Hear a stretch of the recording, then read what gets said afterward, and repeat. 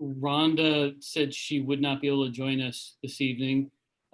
She actually is someplace where it's warm. She's in Arizona. So God bless her. Yep. I wish we all were all there with her. And Dottie's here. So, all right, we'll call this meeting to order. It's now 7:01 p.m. And so we'll have the record show that 5 of us are present. And so the second item on the agenda is to review and approve minutes for the December 17th, 2020 regular meeting. I'll entertain a motion to approve those minutes.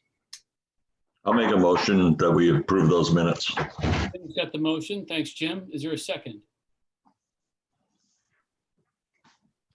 I'll second the motion. Thanks, Rob. Rob's got the second. Any changes to the minutes as presented?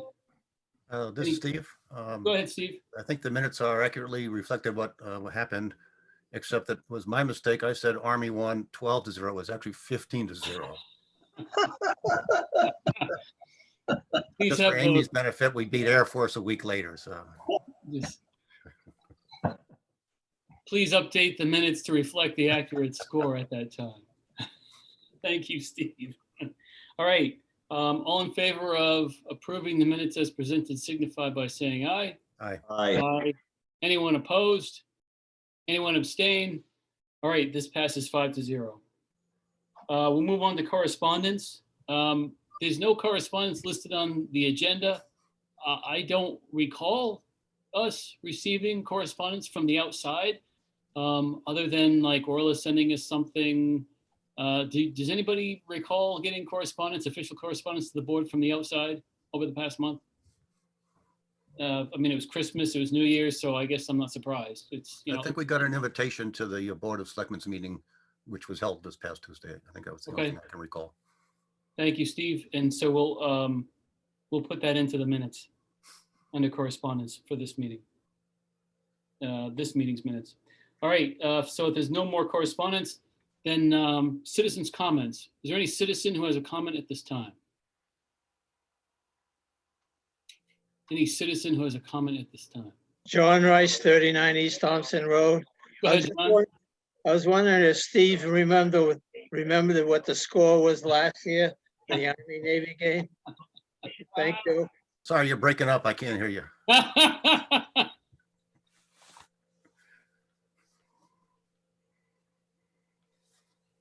John Rice, that's going in the minutes, you know, for this meeting.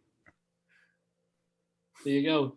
Duly noted, Dottie, that John Rice asked under citizens' comments, what was the score from last year's game? All right, any other citizens' comments at this time? All right, we'll move on to Selectmen's update. First Selectman, Amy Sainage. Amy, you there? I am here. There she is. Good evening, everyone. So a lot of things are going on at Town Hall. The first thing I wanted to update happened after our last meeting in December. Many of you might be aware, we did do a press release on it. December 23rd, we received the commitment to fund letter on the Lot Sip sidewalk project. It's a $2.1 million award. It's going to cover new sidewalks from Route 200 to Rawson Ave. Especially particularly from Route 200 to where the school is, a lot of the sidewalks are breaking up and in dire need of repair. So this is really a great win for the town of Thompson. So it's something we can be excited about. At Tuesday's meeting, our Board of Selectmen voted to increase the firefighter tax abatement to the current state maximum allotment of $1,500.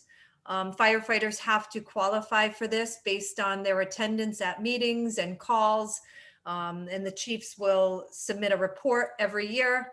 Previously, it was $1,000, so that was dating back to 2004.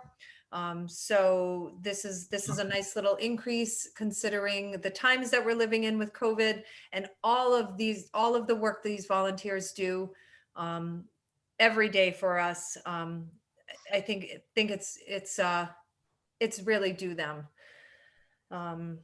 Additionally, tomorrow, the Board of Selectmen is meeting to vote to move forward with a legal notice for town meeting and referendum. I believe I had given you the heads up that we had run into a problem with bonding because of the referendum that we held last January on the school roof replacement project. We did not allocate enough time between when the legal notice was published and when we held the referendum. So we have to go back out to referendum with this same question. It seems insane to me, but if that's what the rule is, then we have to follow that rule. So that's something we're going to be taking up at the town meeting to move forward with the referendum. But additionally, we're going to also have to seek town approval on the firefighter tax abatement increase. We're also proposing to eliminate the bifurcated budget, which means that in the budget ordinance, we would actually combine the two budgets into one vote at referendum. So that's going to be coming before the town. Additionally, we're proposing a new ordinance that would give us flexibility to shorten the time between when a legal notice is published and when we go to referendum, to potentially eliminate this problem in the future. From what the bond council had told us, we faced this problem with the Marianapolis sewer project where we had to go to referendum twice because of this same technicality. So this proposed ordinance would potentially eliminate this problem in the future. On the topic of the eliminating the bifurcated budget, it's really my mission to collaborate with the school. For too long, we've been two separate entities, and we've missed out on an opportunity of savings for our town. And I have to give a shout out to the tech department and to Melinda. There are some items that the town needed. In the case of a laptop for our public works mechanic, a tower, a new computer for the town clerk's office, and a monitor for the building department. And they came through, they had stuff sitting on the shelf, and Melinda was like, send them whatever they need. And we have missed an opportunity for years of collaborating with the school and working together and combining our services and our resources. And eliminating the bifurcated budget speaks volumes, because it will say that we are one town and we work together. And I can't thank the school enough. Additionally, again, they're going to help us to perform the hybrid town meeting to keep our residents safe, to allow those who wish to attend in person, and for those that wish to dial in. So I'm very grateful to the school. Additionally, we are going to be moving into budget workshops on the town side starting the first week in February.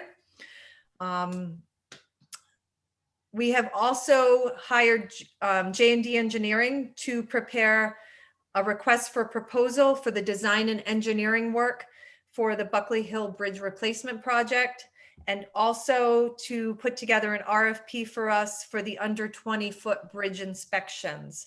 I fully intend to keep moving and taking the steps necessary to improve the infrastructure in the town. We as a town are very lucky to have our Public Works Director, Richard Benoit. In 2 years, he and his team have resurfaced and rebuilt 10% of the roads in town. And this is huge. They have done an amazing job. It's a great crew. And I will support them in every way I can in the coming years. So that's what I have at this time. Thank you, Amy. Questions for the first selectman? Aaron, it's Rob. I had one question. Amy, relative to the change in the 30-day notice, I didn't hear what you're changing it to. Are you moving it down? Obviously lower, but to what time period? It's not a lot lower. It's what's allowed is 21 days. Still good. It's 9 days. Extra 9 days. Yeah. And I think it's still 21 days is plenty of time for people. Right. It's not like it's a short notice, but 30 is quite long. So thank Yeah. you. You're welcome. Any other questions for the first selectman? All right, thank you, Amy. Thanks. And then we'll move on to school district update with Superintendent of Schools, Melinda Smith. Welcome, Melinda. Oh, you're muted? I know you just unmuted, at least on the screen, but maybe you're muted in another capacity? Can you hear me There you go. now? Yep. We can Okay, hear you. good. I just got to get close to the speaker I have over here. So I want to add with Amy's comments, we met today. We're trying hard to see what other kind of services we can collaborate on, not only to save money, but to run each department more efficiently. And so we had a good conversation today, and I think there's going to be more good news to come from that collaborative effort. So I thank Amy so much for being receptive, and my team for really working well with the town. I think it's a win-win for both of us. So I just want to thank Amy for her collaborative outreach to the school. As far as enrollment, we currently have 948 students, 407 at Mary R. Fisher, 300 at Thompson Middle School, and 241 at Turtle Rock Memorial High School. That is a reduction of 9 students, but this data was as of January 1st. Just to give you an overview of where these students go, we have 2 students that moved to Killingly, 2 that moved to Maine, 3 that went to Putnam, 1 moved to Woodstock, 2 students actually withdrew from school because they could age out, and 1 actually enrolled in the district. But as of January 11th, and you can recall that we were on remote learning district-wide from December 7th through January 11th, but we all came back on site on January 11th, and at that time we started to get students that were typically that had withdrew for homeschooling start to re-enroll, and students that have been distant learning start to re-enroll. So I think our numbers for next month, we're going to start to see a steady increase as parents feel more comfortable returning their students to school. Regrettably, however, on January 19th of this week, we did have 14 faculty and staff at Mary R. Fisher either be exposed to COVID-19 or test positive. And so I just did not have enough substitutes to cover the classrooms. And so we ended up having to switch to remote. And, we're beating down the bushes looking for substitutes, but what we're seeing is many of our substitutes are retired teachers, and they're in an older category. And so they don't feel comfortable coming on site and covering classrooms, right, and exposing themselves to a potential risk. And so we're not the only district in the state that is experiencing sub shortage. Right now, the middle and high school is still in session. We continue to work toward our Portrait of a Graduate initiative, and next month we will present to the Board of Ed curriculum revision cycle. Our curricula overall has to be revamped, and so we are submitting a plan to the Board of Ed. Some new exciting news is that we have aligned the middle school and the high school schedule in the last 2 periods of the day, the F and G period. And why that's really exciting is that middle school students can take courses up at the high school and get high school credit. So 8th graders can go up and take some classes. We do have 2 students in the first semester who got high school credit or are achieving or working toward high school credit for Algebra 1. In the second semester, which is starting this week, 12 students are taking courses in tech ed, including boat building, manufacturing, music, art, and financial literacy.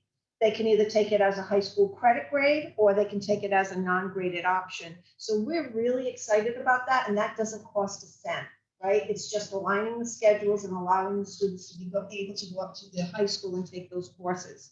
We're working now to add an intercession program next year to our schedule with that same consultant.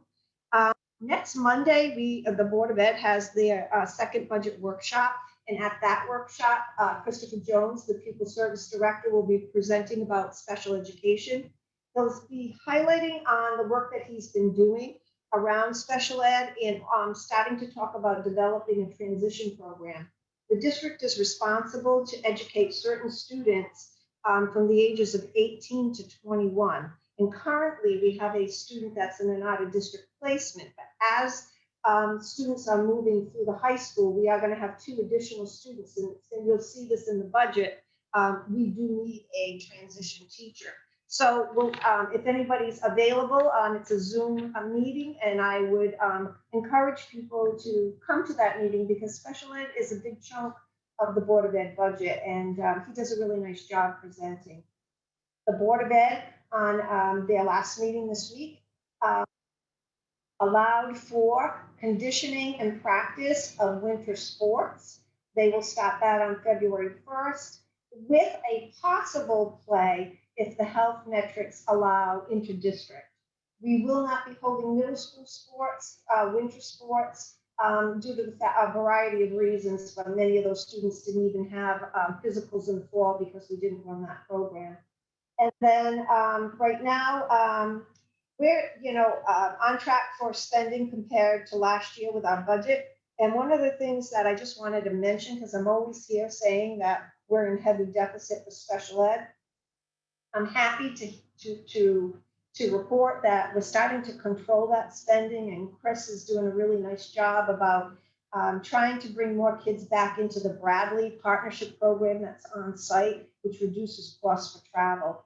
So we're pretty excited. Bill Birch is up and going with his Alliance Construction Grant. We're just waiting for the money. All has been keeping tabs and letting us know because as soon as it's deposited, we'll start with the upgrade of the telephone system and the dust collection system in the manufacturing program. And he's also working on security grants to finalize that last security construction. So, and then the final thing, I did hear Amy mention about the sidewalk project, and why that's so exciting to the school department is Tira and I have been working on a walking school bus project. That's where students walk to school with supervision from adults. And once those sidewalks are in place, we could really institutionalize a walking school bus program to promote healthy walking. So another collaborative effort between the town and school. So thank you. Thank you, Melinda. Any questions for the superintendent of schools? This is Steve. I do have a comment actually regarding both Amy's comments and Melinda's. And that is that both of these departments are going to be developing their budgets over the next month or so. And I would just recommend to my fellow members of the Board of Finance that if you could attend some of those or all of those meetings, I think it'll help you, understand what ends up coming in front of us later in the year. It's a lot of time, but the Zoom meeting makes it a little bit easier than it has been in the past. Again, I would really recommend if you possibly can, try to attend some of those meetings to get a good understanding of the fundamentals of the budgets, both the Board of Ed and the Selectmen's budget, the town budget. The other thing is, in my corporate history, my corporate background, one of the features about budget preparation that I thought was very good in the corporations that I worked in was an actual effort explained at the budget time or presented at the budget time about what each entity is doing to reduce costs. It's actually make it a bit of a focus when you're preparing the budget about what you're doing to either avoid costs that might occur otherwise, or actually, reduce costs that you've seen in the past. And if you actually sort of make that a part of your thinking, I think it can help make the budgets, make us more efficient as a town. Thank you. Thanks, Steve. Anyone else? Any questions for the superintendent of schools?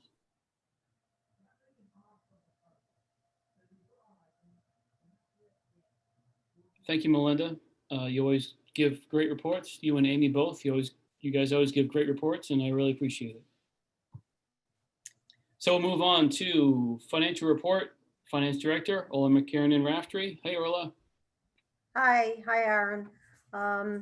We will be discussing the first 6 months of our fiscal year. Today, it's through the end of December. So apologies for overlooking sending the reports to you. I do plan to share the reports on the screen for those who didn't get the opportunity to look at it. Amy, is it possible that you can allow me to share my screen? All set. Awesome, thank you. You're welcome.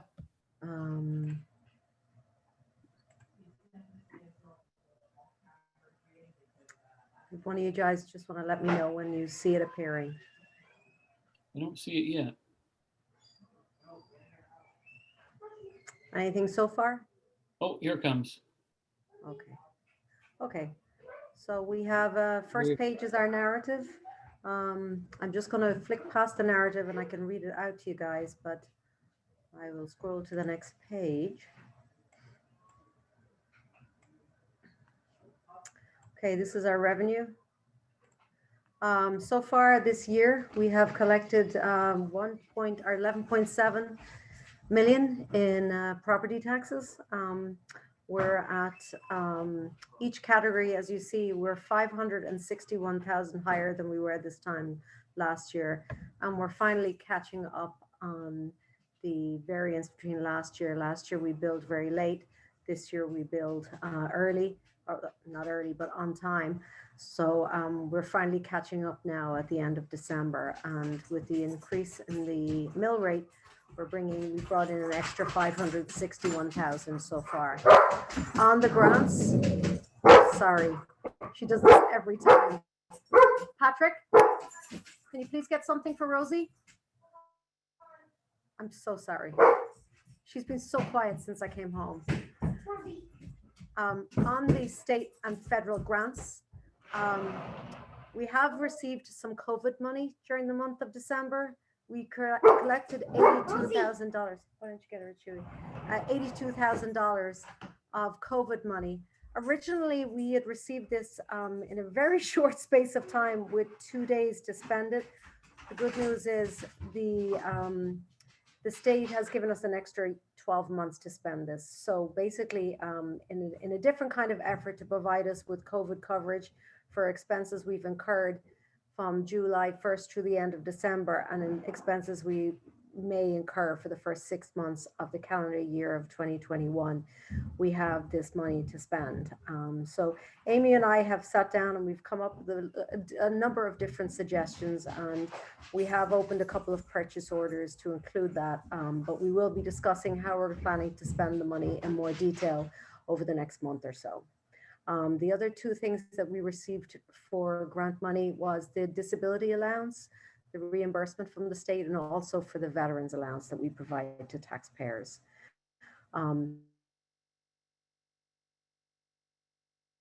Regards to our local revenue, we are at 814,000.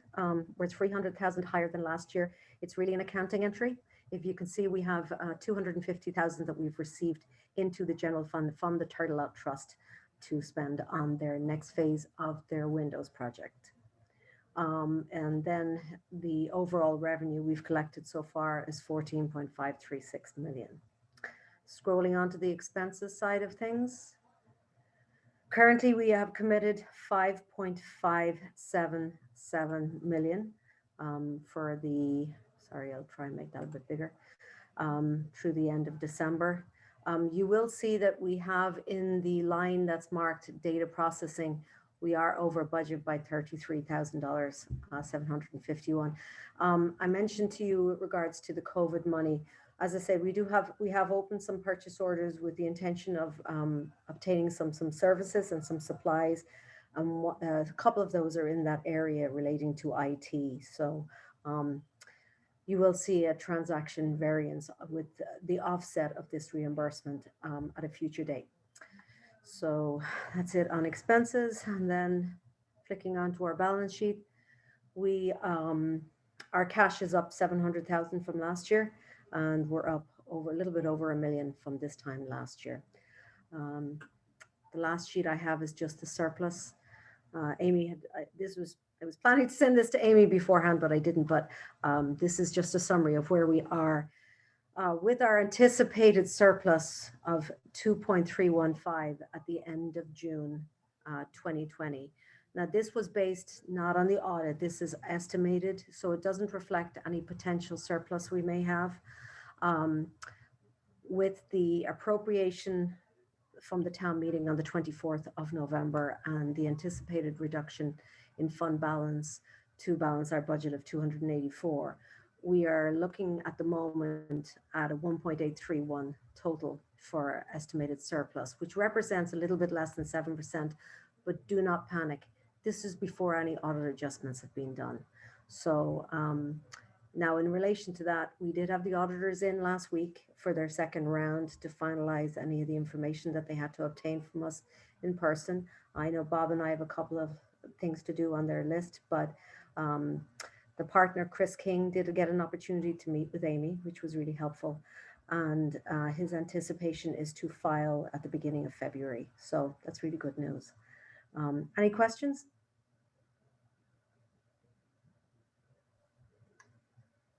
Orla, it's Rob. I had a couple of quick questions. Sure. One, when you review the revenue, can we, for the future, just highlight what is COVID specific from an income standpoint? This way, because it's likely, let's hope it's a one-time event, right? Or within 1 year. And then that'll allow us, as we move into next year, understand the ins and outs. You know, if it's highlighted this year, then we'll know for the coming years. Yeah, I'd be happy. That won't repeat, right? So we want to look at that this year. Yeah, I think it might be helpful to create a separate column to represent the COVID money going in and the COVID money going out. So would that be something that will be of help? I think it would. You know, if the money going out is higher, then we need to know that. So when we go into next year, we understand what that delta looks like. Absolutely. Yeah. Just so you know, we've received 3 pots of money now for COVID on the town side. The biggest is this $82,000 that we have to spend through the end of December 2021. But we, with a lot of pain and suffering with dealing with FEMA, we got a whopping $7,700 back. Started at $37,000. We got 77, but we're not going to sneeze at anything that we're getting. And also prior to that, we had received just under $10,000 from the state. So I am working with Melinda on submitting some more applications to FEMA. That information and that availability is open until at least January 2021, but they anticipated it's going to be extended for another 2 quarters through the end of June 2021. Any other questions? Oh, you mentioned you possibly have some other questions, Rob. No, that was it. We covered it all. Thank you. Okay, sounds good. I have a quick question if I could. Sure. Is the COVID funding that we're getting designated for anything in particular, or is it allowed to be spent on anything, or can you help me out a little bit on that? So there is the parameters required. For the most part, there's quite a bit of flexibility in this money coming from the state.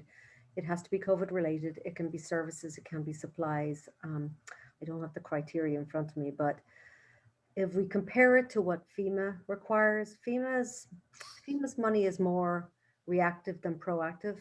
You know, they will only reimburse you for something that you had to do to get through, you know, to be able to function that particular day. Whereas it's clear from the state side of things, if you take the time to prepare for, you know, staff to be able to work remotely long term, as opposed to they have to work from home today, then they're going to cover you for additional future expenses relating to IT and services. So that's gives you one example. You know, one of the things that we're looking to do at the town hall is clean out all of our air ducts, get them sanitized. It's not something that we, you know, it's certainly something that we should do, and we haven't done it in the last few years. So they will cover that. So that gives you an idea. I'll be happy to share with the board some documentation that I did get provided to me by the state with regards to what they consider as being covered. Now, what's interesting about this is typically when we get money from the state, we always anticipate that we're going to be audited. The state have made it very clear that they don't plan to audit us. It'll be up to the federal government to audit these COVID grants. Now, FEMA on the other side, they will handle their own version of whatever they plan to do to audit down the road, but the state is very much up in the air. So it's frustrating with regards to accountability, but we'll have to just see how it goes. As far as we're concerned, we'll have our audit trail. And when our auditors come in next year to audit this fiscal year, which is most of the COVID activity in it, we'll be providing them the same information that we would have been providing them regardless of where the money had been coming from. But it seems very unclear from the state's perspective as to who's actually going to be responsible for ensuring the accountability of this money. Time will tell. Orla, does that mean to some degree that ongoing personnel expenses would not be covered by these grants. So in this case, one of the things that the state was pushing with regards to the cost of people's wages in this particular funding was anything that any salaries you had for emergency management, whether it was police, whether it was fire, they were instantly covered. So obviously we don't have that in our case.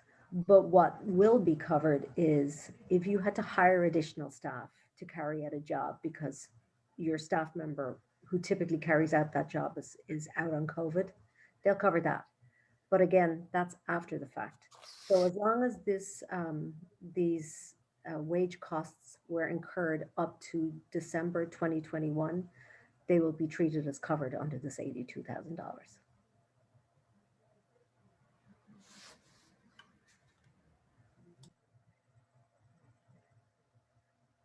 Any other questions for the finance director? Anything else? Orla, thank you. Nice report. Okay, I'll stop sharing the document now. Okay, thank you. Thanks, Orla. Thank you. Turtle Fund update. Orla, you had mentioned even when you were doing your financial update, you had highlighted that there was an inflow of what, 250 from the Turtle Trust that had gone in preparation of doing work. Yes, actually the board met on the 6th of January for our typical January meeting. We had a presentation with Crestwood Financial, who manage our investments. And we in turn talked about the next round of project that we will carry out on the windows. Phase 2 will be starting momentarily. The goal was to get the funds available. So we withdrew the funds at a good time when the funds looked very healthy during the month of October. And we are ready to roll. We also discussed the anticipation of moving ahead with phase 3 of the project. So there's a number of different scenarios that we're looking into, and we're working with Bill Birch, who's facilities director. But our plan is still, as it stands, to start phase 2 as soon as possible, and possibly do phase 3 too at some stage during the year 2021. Our public hearing will be held on February 1st. It will be via Zoom, 6 p.m. And I'd be happy to share the agenda with you all if you'd like to attend it. We also have we have a couple of changes to our board. Tommy Angelo will be taking over as president and chairman of our board, and Kathleen Herbert has taken over as secretary. Thank you. Any questions about that update? Update on the Turtle Fund. Any questions about the Turtle Fund? Kathleen, thank you for stepping up and being secretary. Did you say, Orla? Yes, that's correct. Thank you for doing that, Kathleen. You're welcome. All right, so we can move on to new business presentation of Thompson's new brand package. Planner, Tira Penn-Gesick. Tira, you there? I am here.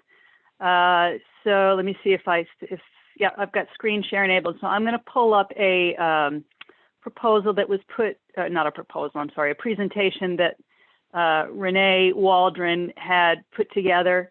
I'm kind of pinch hitting for her on this, and I'm cognizant of folks' time. So I'm going to try to give you this in a sort of a synopsis fashion.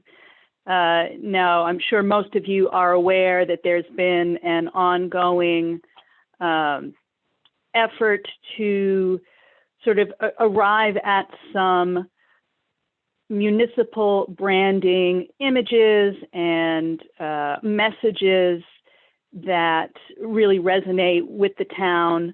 And that's been going on probably back to 2017, started with a sort of an ongoing charrette with MECOG that then generated the branding implementation subcommittee and some of the work that they've been done. So last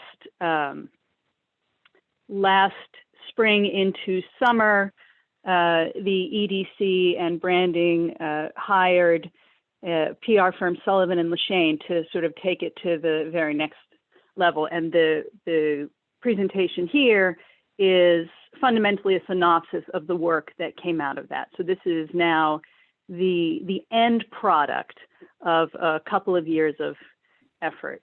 And this slide that you see up here is a letter of support that Amy provided.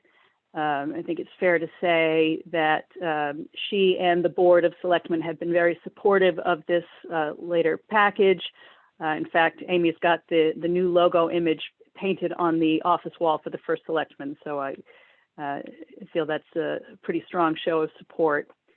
You know, and again, I'll go through these very briefly. I don't want to give you a lot of sort of extra information. I want to get to the meat of what is truly important. But branding obviously is how you cement yourselves in the minds of observers. And those observers, in the case of a municipal brand, are the people who live here, but also people who may be visiting for the first time or considering moving a business. It's the thing that keeps you in someone's mind, a memorable image that speaks to what the true identity of a place is, right?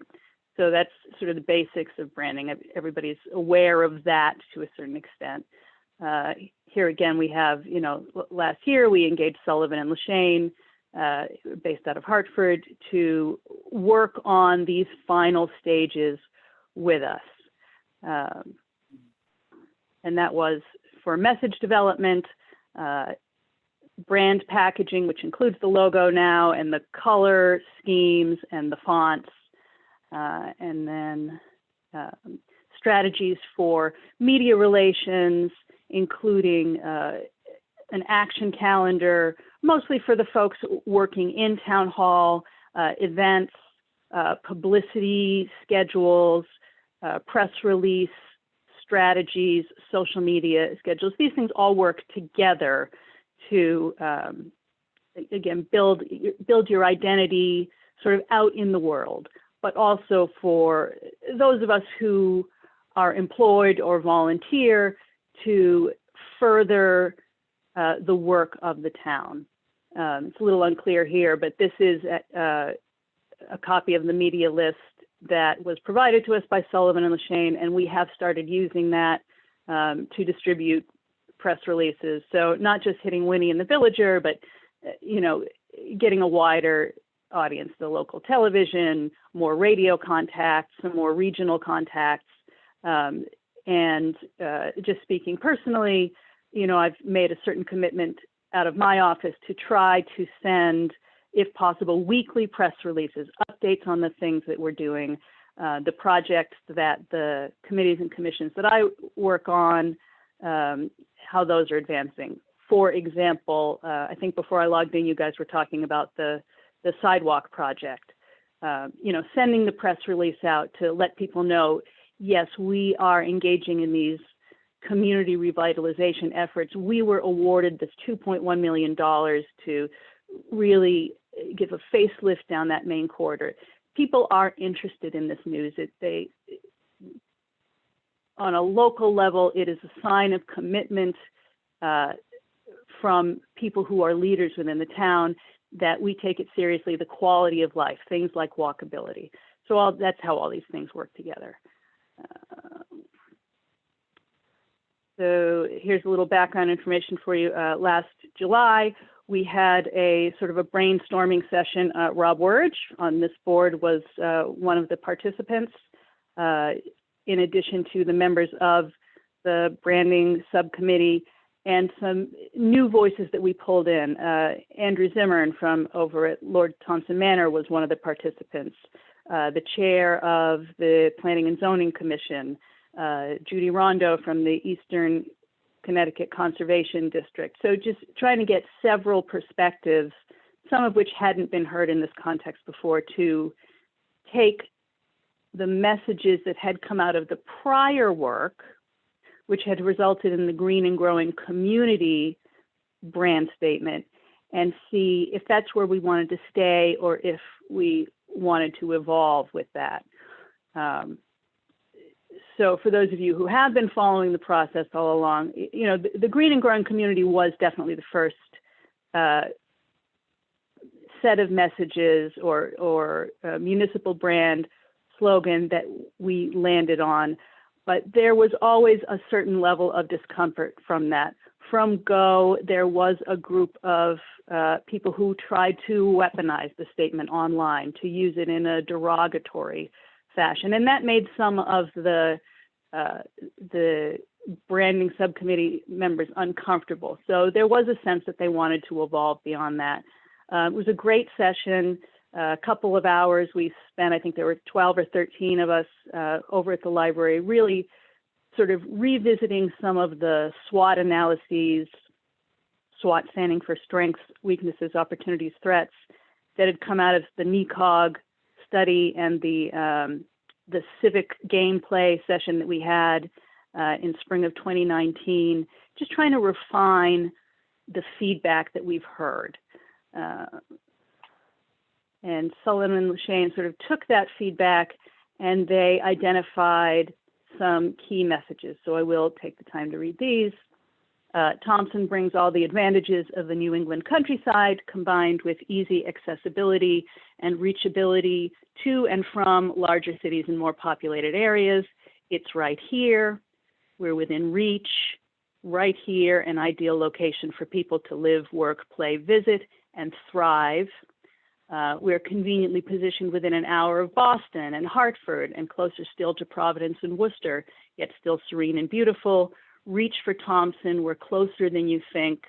And these all these statements reflect refinements of things that were said, not just that day, that morning, but in the prior engagement exercises as well. And we continue with some of the other key messages that grew out of that. Thompson is a welcoming, green, and growing community, because we didn't want to discard that entirely, that idea. Brimming with opportunities for those who are looking to live, work, play, or visit here. Nothing stands in your way when you come to Thompson.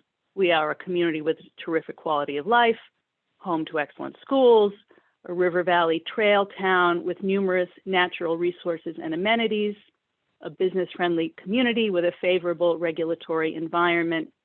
And then the third group of key messages, Thompson is committed to achieving growth in a way that is green, sustainable, and innovative, with a consistent focus on keeping our community beautiful, a collaborative business environment that works for a common goal of future success. Oops, sorry about that. A town of 10 villages with hidden treasures and a unified community spirit, and a small town feel with an innovative mindset.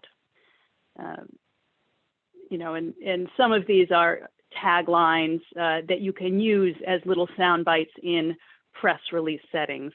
And then Renee had included this slide just to give a sample of what an effective tagline is. Nike, just do it.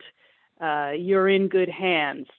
These phrases become associated very strongly with a brand, and you can move right on to cities, towns that have done that same thing. What happens in Vegas stays in Vegas.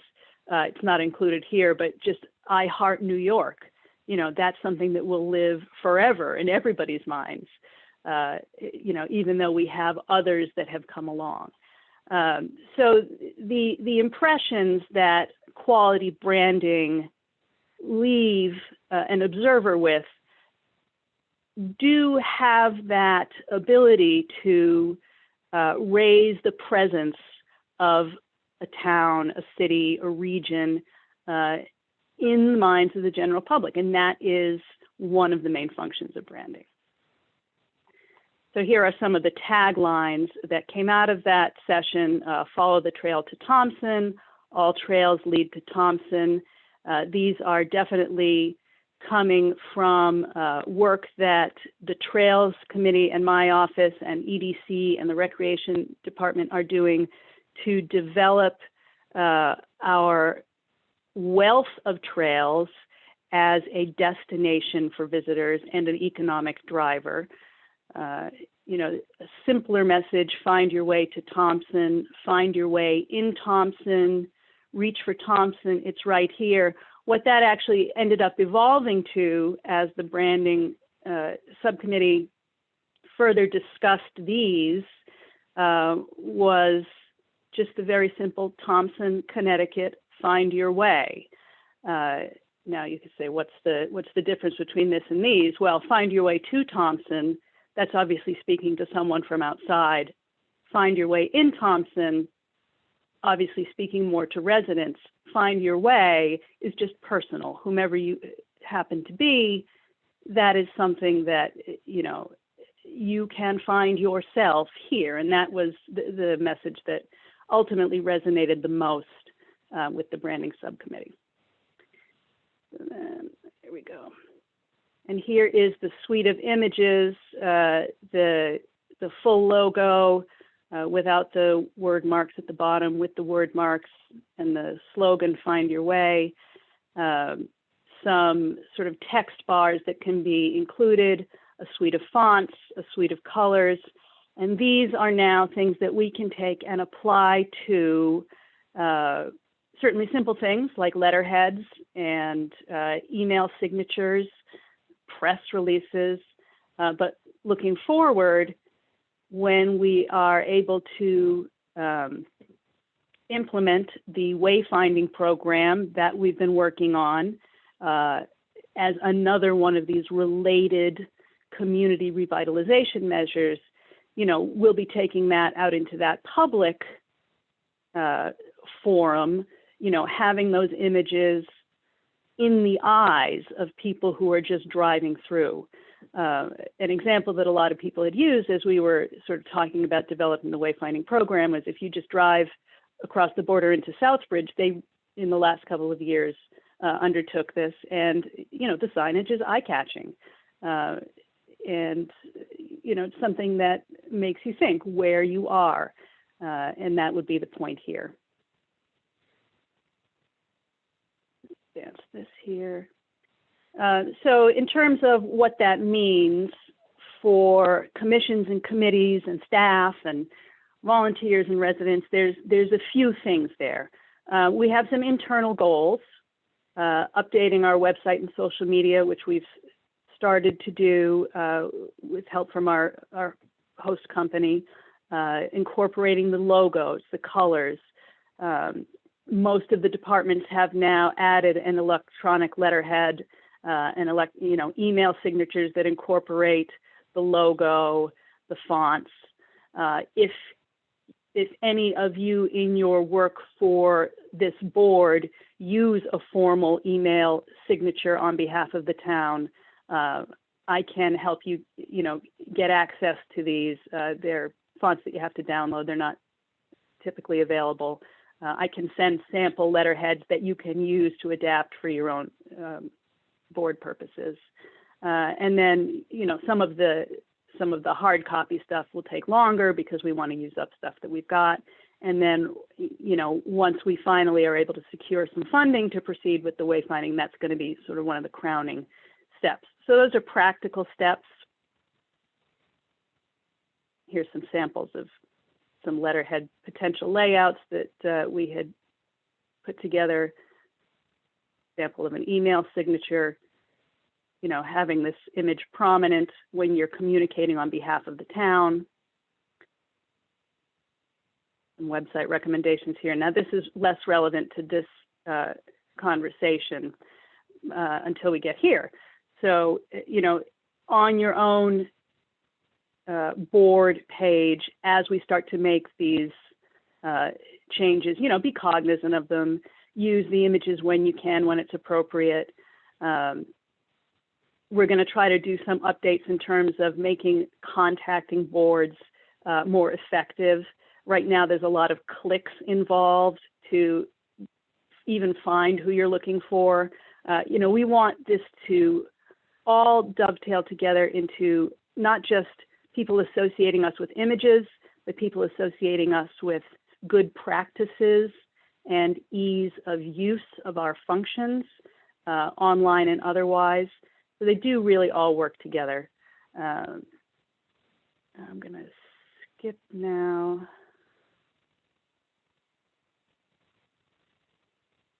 Down here. So the easy parts are the easy parts to understand, right? The signatures and the letterheads. The piece that's a little more complicated and that I would argue is actually more relevant to more of the volunteer boards and commissions, is taking the messaging and applying it to the work that you're doing. All of these pieces, not just the branding, but everything you've pretty much heard tonight, improving infrastructure, improving neighborhoods by means of fixing sidewalks, thinking about public health measures like walking school bus projects.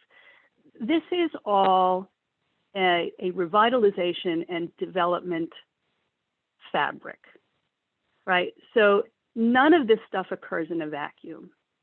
This is going to be relevant for this board when it comes up to budget time, right?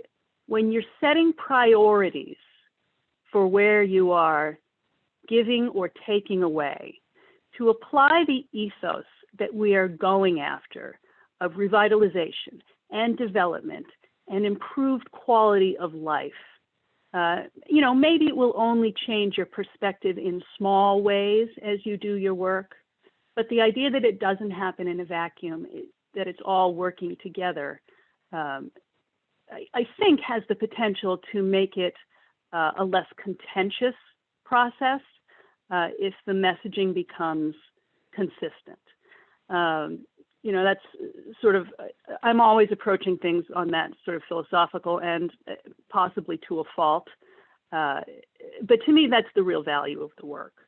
So that's really the presentation. Again, I really breezed through it. It's really Renee's baby. But as you may be aware, she's had some family difficulty recently, and I agreed to come in and do the pinch hitting for her. But I'm certainly happy to answer any questions, clarify anything. We did breeze through it fast, but I think those of us who've been working on it now for a couple of years are pretty pleased with the result, and we hope that you are too. Questions? Jim Bellavance. Go ahead, Jim. Hi, Jim. Hi, how you doing, Tyra?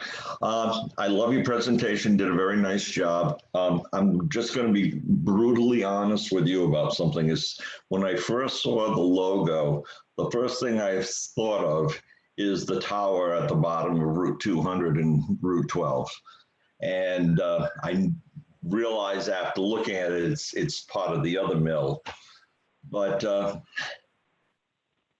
I'm just curious to know, what is the town doing? Where are we with that piece of property at the bottom of Route 212? It's just a horrific black eye to the entire town. And if it was just leveled and had grass there, it would change the whole dynamic of our whole downtown. And I'm just kind of curious as to know what's going on, because I think that's a huge black eye at this point in time for people coming into our town. And I'm just kind of curious if anybody has any information on that. Yeah, sure. I mean, it's a huge topic in its way, and probably best really tackled in a different forum. But just in synopsis, obviously, I think that you get to what a lot of people feel and think. Obviously, it is under private ownership, so that is a complicating factor. It is also a brownfield, which is a complicating factor. I can tell you that I am on the board of the Eastern Connecticut Land Bank, which is a new 501c3, which was formed in this region specifically to try to take on these troubled properties, to assist municipalities. And I think it's reasonable to say that the Belden Corticelli site is one that they would potentially be interested in. On a totally different note, the thing is still on the market, and the broker handling it has recently separated from his prior firm and is representing it now through a different firm. I've had a couple of conversations with him recently, including an email conversation just today, totally coincidentally, where I made an introduction between him and a nonprofit community development group. They're actually called the Community Builders. They have offices all over the the country, but a strong one operating based in Boston that does a lot of work in Massachusetts and Connecticut and Rhode Island. And I'm going to try to make an introduction there to see if it's a project that they would, consider taking on if it fits their parameters. And they are, I just stumbled upon them totally randomly last week while I was looking for something else. And they really seem to fit the bill. It's brownfield properties are brownfield properties. They are troubled because of their history. This one that we have, which, I can see out my office window because I live on Blaine, is actually not as bad as some of them can be. The phase 1, 2, and 3 environmental assessments have been done. We have those available, but just because it's not as bad as some doesn't mean it's not daunting to a potential developer, who's considering it. So, the pieces can work together. And it is something that, the MISRAC committee and this new Eastern Connecticut Land Bank and some other people are aware of and working on, but none of these things happen quickly. I mean, the town didn't do itself any favors by tearing the thing down in the first place. And now we've got to work through repairing what we've done to ourselves. And also the thing, we don't own it. It is still owned by somebody. So again, it's complicated, but nobody's ignoring it, Jim. So that's sort of a long roundabout way to give you a partial answer to your question. It's just something could be done with it. Just one nice little commercial business there would just set a whole different tone for when you drive, get off the highway, come into town. And instead of seeing that, just see something nice and clean. And it would just change. I think it just would be such a game changer as far as what you're trying to achieve.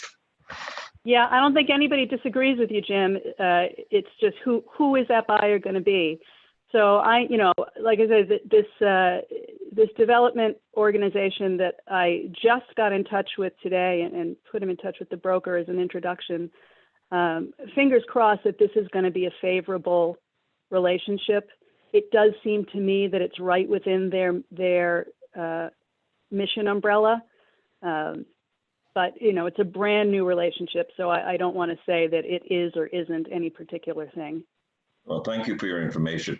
I don't think don't like what I've seen. I really, really like what I've seen. I just think that what I mentioned is just something that needs to be considered as far as trying to brand ourselves moving forward. Yeah, it all works together. You're absolutely correct. And the visuals at your gateway are super important. Related to that sidewalk project, there will be some improvement that happens right there. The sidewalk improvement's going to start at the intersection of 212. Also, as a separate but related project, we're going to tee off and, sort of visually improve that Blaine Road intersection on the side across from the mill on the Blaine Road end.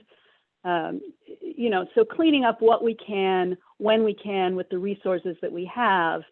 And maybe that facelift will also provide some, shake somebody loose who now sees it, maybe going into spring, summer, autumn, when things are more attractive and go, oh yeah, I can see the potential there. Because that's what it really is. It's a developer has to see the potential of the site. I mean, it really is. If somebody's looking for, visibility, you can't get much better than that. So it's all about finding one person. But yeah, the right guy, the right developer, the right company, and it'll happen. A great job. And it's just a matter of when. In the right direction. And but it'd be. Thank you for the update on that. It sounds at least a little bit promising that we can maybe find a buyer for that. So thank you. Any other? And I'm, go ahead, Aaron. Go ahead, Terry. Oh, I was just going to say, I'm happy to answer any other questions anybody's got about the actual branding suite or the message development or really even how you see it relating to your own work. I enjoy those conversations, and it's why I took the job, is to, puzzle through those kind of questions and sort of, for lack of a better term, equations. That's the interesting part of the work.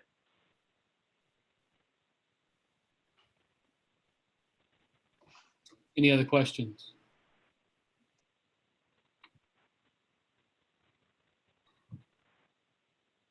Tara, thank you for this.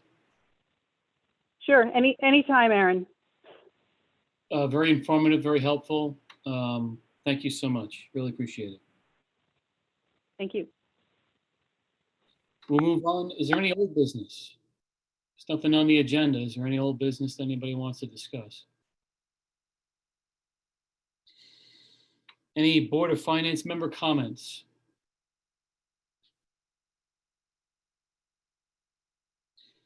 I have one comment, Aaron, if I may. Go ahead, Rob.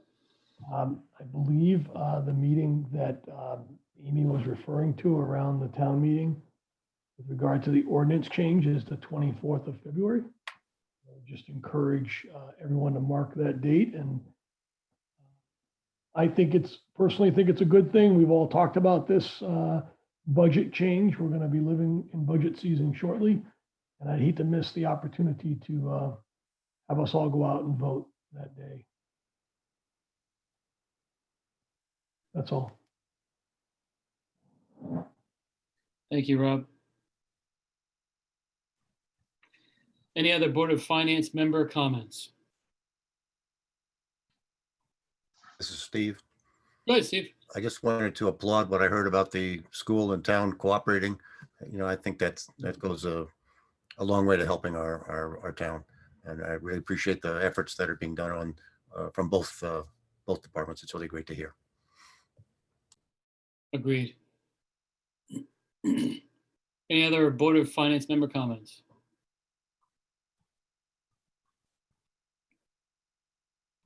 All right, hearing none, is there a motion to adjourn? I'll make a motion to adjourn. Tim's got the motion. Is there a second? I'll second it. Thanks, Steve. Steve has a second. All in favor of adjourning signify by saying aye. Aye. Aye. Anyone opposed? Anyone abstain? So that carries 5-0, and my computer tells me it's 8:03 p.m. Thank you so much, everyone. Have a good night. Take care.